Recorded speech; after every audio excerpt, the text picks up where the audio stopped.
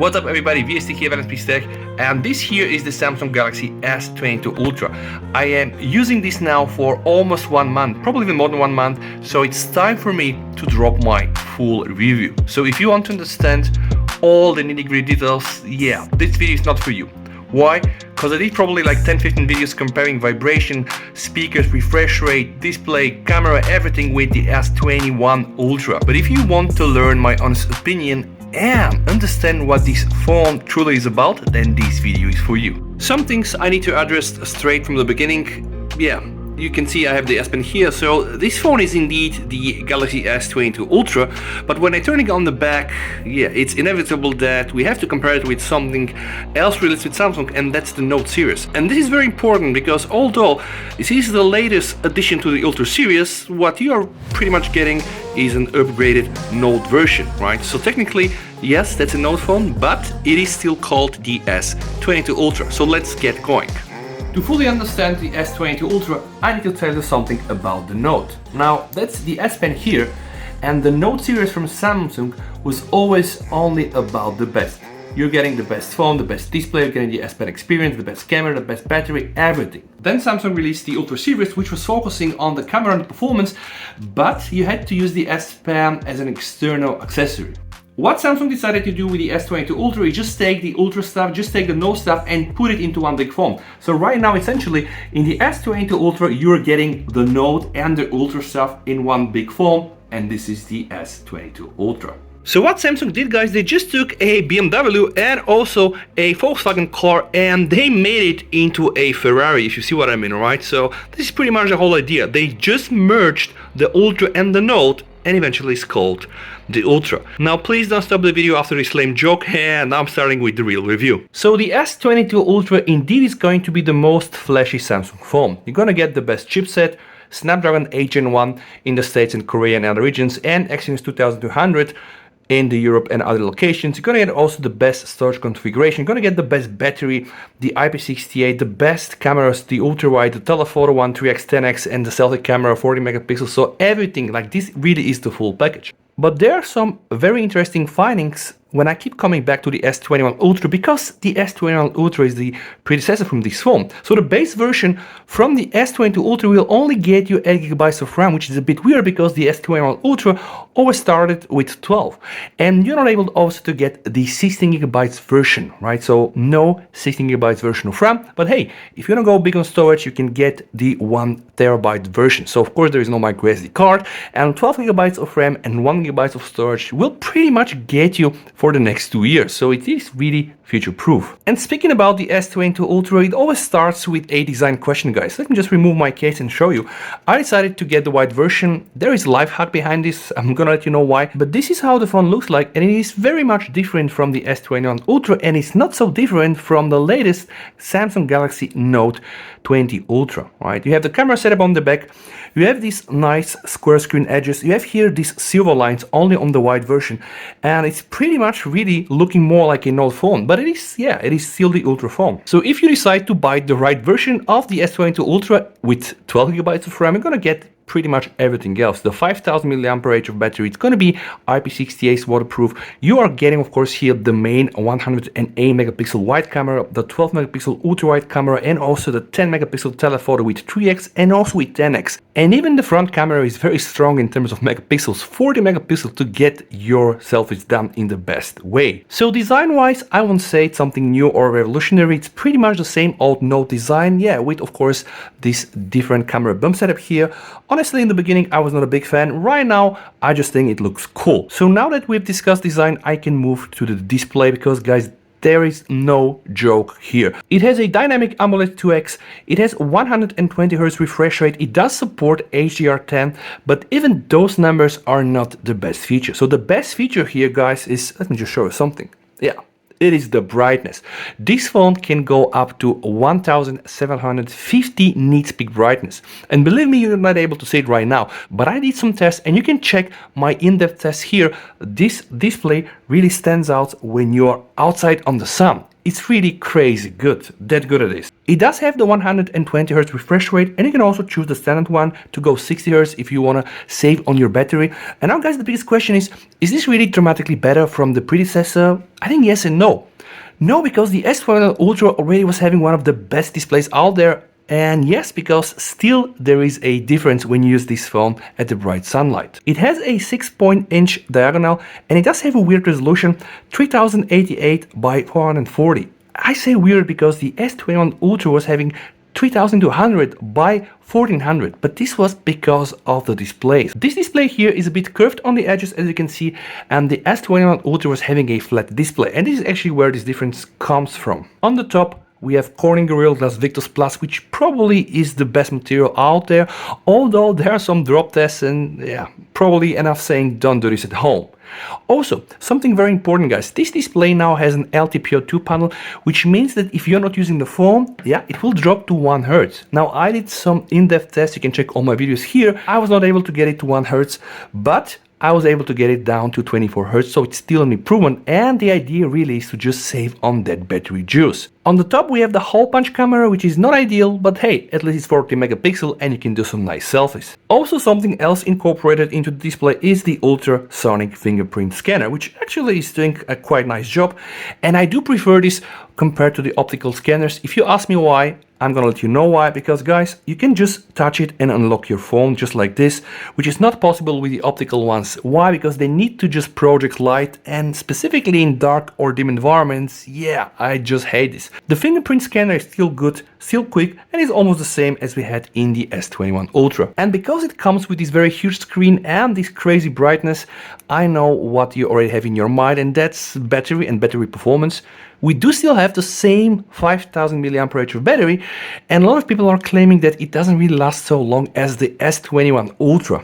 I'm not able to confirm 100% the last statement, but I think there's some very good reasons why this could be the case, because this phone uses a new chipset which is really very power hungry, and also the screen has 200 nits more. So this could be a reason. But I can tell you guys, I'm really getting 1 day of usage. There are days that I get like 6 hours and 20 minutes screen on time, some days I get less, but you can do between 4 to 7 hours screen on time, really based on your usage. And there are some improvements compared to the S21 Ultra. If you're willing to buy the 45-watt charger, you're going to be able to charge your phone faster than the S21 Ultra. This brings me to my next topic, and this is the S Pen. S Pen, probably the major differences between the S21 Ultra and the S22 Ultra. Right now in these phones the S Pen is integrated, but this is even not the best news here. Samsung managed to optimize the experience. Now they're able to bring the latency down from 9 milliseconds to almost 2.8 milliseconds, so it almost feels like you're doing it in real time. It is so crazy good that they're actually using some AI to predict where you're gonna put the S Pen so that the panel can start drawing even before you're there. And I can tell you guys, this is really very quick. It really feels like you're doing this with a real pen on a real paper. But that's even not the best thing. You still get the nice S Pen things like drawing on the screen, smart capture, and of course you can also use the S Pen as a remote shutter. So if you're here for the stylus experience, then this is probably going to be one of the best things you can find on the market. Latency has been greatly reduced, and also the AI they put behind recognizing handwriting is really very good. So again, if you're looking for a stylus experience, then this is probably one of the best you can find on the market. This brings me to my next topic. It's gonna be speakers, and it's gonna be vibration. And guys, I need to say this again. Please go there and check my full videos. I did full comparison from the speakers and the vibration between the S21 Ultra and the S22 Ultra. But hey, because that's the S22 Ultra review, I'm gonna be very honest with you about my feelings. So the speaker really very excellent, and like loud. So probably one of the best speakers you're gonna get in a phone. But if you have the S21 Ultra and if you put the S21 Ultra next to this phone, then yes, the S21 speakers are actually louder than the speakers from the S22 Ultra, right? And that's probably because they had to put here the S Pen. So I think this is one of the compromises that they did. Now let's talk vibration. Samsung decided to go a different path Last year's S21 Ultra was using the Z-axis vibration model, and this model here, the S22 Ultra, uses the X-axis. Now what this means for you guys, the motor is really very precise, and when you have the phone in the hand and when you're typing, you're gonna definitely feel it. And there are some nice things like you're able to sync the vibration pattern with the ringtone. But I want to share something else. And please again, check my full vibration comparison between the S22 Ultra and the S21 Ultra. If I put the phone on the desk, yeah, you are almost not able to hear it. And I know the camera puts the phone a bit high in the air, so definitely it's not so strong. But hey, at least you're able to sync the vibration with the ringtone, and yeah, it's going to be a bit more precise, and I think you can definitely feel this when you have the phone in your hand, specifically when typing. The new vibration motor can play along the ringtones, but it's not going to be so strong. If you're using the S21 Ultra and you're coming to this, then maybe you're not going to fall immediately in love with it. Now let's talk cameras.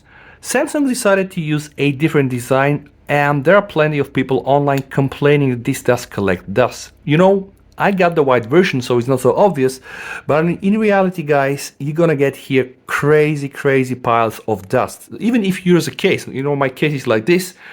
Again, that's not a problem if you're using the white version, and honestly, in my opinion, that's not a problem at all, but you need to know that these things exist. So the design is a bit different now. They don't have the plate here, the metal plate from the S21 series. They do have the camera rings, and honestly, yeah, although they collect dust, I still love them. It just looks like a stripped down version from the Note 20 Ultra. On the back, you're gonna get the 12 megapixel with 120 degrees field of view. You're gonna get the main camera 108 megapixel with an f of 1.8, and of course optically stabilized. Then here, guys, the periscope camera, the telephoto, 10 megapixel 10x optical zoom. On the right side, you're gonna get your laser autofocus, not present in the S20 Ultra, which was really causing a lot of issues with focusing. And down below here, guys, you're gonna get the telephoto camera, 10 megapixel 3x optical zoom. Nowadays, cameras are really almost like 80% from a modern smartphone. A lot of people are just buying those smartphones to just be able to shoot pets and dogs and kids and whatever. So I have to be really completely and brutally honest with you guys. Now the camera, guys, is pretty much the same we had in the previous year's S21 Ultra, although there are some improvements and there are some new fancy tricks. You are still able to do 8K videos, only 24 frames per second, but see here, guys, when I go to 8K, right, it kind of like crops the sensor. So although that's a 108 megapixel sensor, you're just using 33 megapixels. And if I go to UHD 60, guys, you're gonna get full to 1x. And that's a bit weird. I'm gonna show this one more time. So from UHD, I'm going to get to 8K 24 FPS video, and yeah, it's cropped. But honestly, that's not a case for me. But if you're an 8K lover and you decided to pay the top amount of money, yeah, you should know that 8K is not supported on the ultra wide and also on the telephoto camera. So you can just use it on the main sensor. So although the camera hardware is not so different compared to the S21 Ultra what we had last year, there's some nice improvements and I want to focus on them. One of the new things is the new improved portrait mode. Samsung are saying that they're using a new AI stereo depth to help with the cutouts when you're shooting portrait modes, and you can clearly see this in some of the pictures. But yeah, in case you have a 4-year-old boy running around, sometimes it's not doing so great, and this is why I wanted to show this photo. But in general, guys, you're going to be able to get very nice and realistic bokeh looking results. Don't expect miracles. In general, the portrait mode is really outstanding. You can also use the portrait mode with an auto night function, as you can check here in my test. And there are some new fancy things here. Let me show. When you click on the change background and I go here, I'm going to be able to change the light source, right? And portrait lighting is a function that probably will come also to the S21 Ultra with using One UI 4.1. Let me just show how this works. I can change the direction of the light and it does really look very realistic. But not only this, right? I can also change the intensity. So portrait lighting, portrait cutouts and night auto portrait really are working great in most of the cases. Another portrait photo which really looks stunning. The cutouts are so perfect and a lot of people claim, and it's not without reason, that the portrait mode on the S22 Ultra is one of the best on the market. Look at this example, guys. The sky is so much separated from my head, but not only this, even my hair, right? You can just look to my hair and it just looks almost unrealistic for a smartphone portrait photo. And one new thing, you are also getting a pet mode, and that's really first for Samsung. So right now I have my cat, I can adjust the lighting, I can also adjust the type of blur, something that you were not able to do previously. So you're getting plenty of new features from the portrait. The night portrait, you're gonna get the better separation with the AI stereo depth, and you're gonna get also the pet mode. But please remember, it's not perfect because it's still a smartphone. So sometimes you're gonna get results like this. It's not gonna be perfect like always, but in most of the cases, it will do a very nice job. Night photos are also very good, but they're also very bright, so I guess it's just down to a personal preference, but it's true that this phone is gonna capture more light when you're shooting dark. Please also pay attention to the lens flare. Samsung is using here a different combination of lenses that greatly reduces the lens flare, and I was able to prove this is correct. It's not a gimmick if you watch my video here. They also implemented auto FPS recording for the video, which will eventually reduce the frames per second to capture more light. I tested this and it does work, although I have mixed feelings, but it's there. There are some other new things like an improved director's view version, and the camera UI really feels very familiar because it's practically the same. And yes, shutter lag is still there, so don't really expect zero shutter lag. With One UI 4.1, you're gonna get also Pro mode that will work on the ultra wide, the wide, the telephoto, and also on the super telephoto, which is the 10x. And I even don't think that's the star here. The star here is called Expert RAW.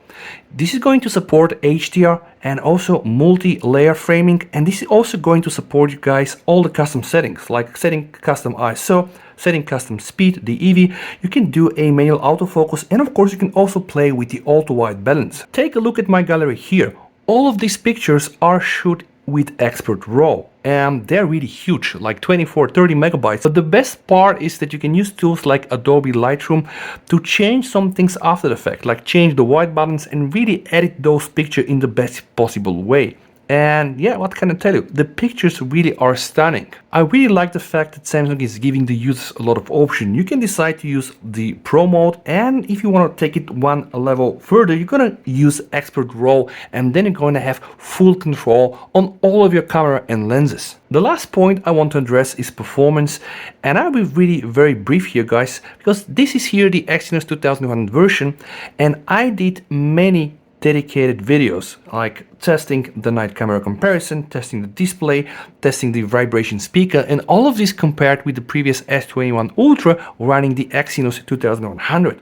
Refresh rate testing, I even did torture test, thermal throttling torture test for 1 hour to test the sustained performance. Honestly, this phone is good enough for me for a daily driver. Occasionally, sometimes when I do like this, or let's say I even just access my home setting, I will experience this micro status, which drives me really crazy, but this is really One UI, and I really hope that Samsung are going to be able to optimize it. Now, the very big question at the end of the video that you should ask yourself is, do you need this phone? It's a very expensive phone, and you can get the very similar experience from the S22 Plus, and it will cost you 200 euro less. To answer this question, you need to ask yourself 3 questions. Do you want to get like the super high resolution on 120 Hz refresh? Do you really need to have the S Pen? And the last question, guys, do you really need the 3x and 10x optical zoom? If the answers to the 3 questions are yes, then yeah, you definitely should get the S22 Ultra. But if you can live without this, then the S22 Plus will really serve you right. And now, one final question before I close the video, guys. If you have the S21 Ultra, should you upgrade to the S22 Ultra? Yeah, only if you need the S Pen, because they're really very, very similar. So if you need the S Pen and maybe want to go with the latest design, then it makes sense. Else, I'll guess just stay for 1 more year on the S21 Ultra. It's optimized right now. It got more than 25 stable updates. Here the things are a bit rocky from the beginning. You know about the GOS controversy. Of course, did some videos on this one. So probably wait a bit more until the price of this phone drops. S21 Ultra still kicking ass. So this has been my full Samsung Galaxy S22 Ultra review, and I really hope that it's gonna help some people around to make their choices. If you're here for the first time, don't forget to subscribe for the channel, come back for more Samsung content, and please, you and your families stay safe. VST over and bye.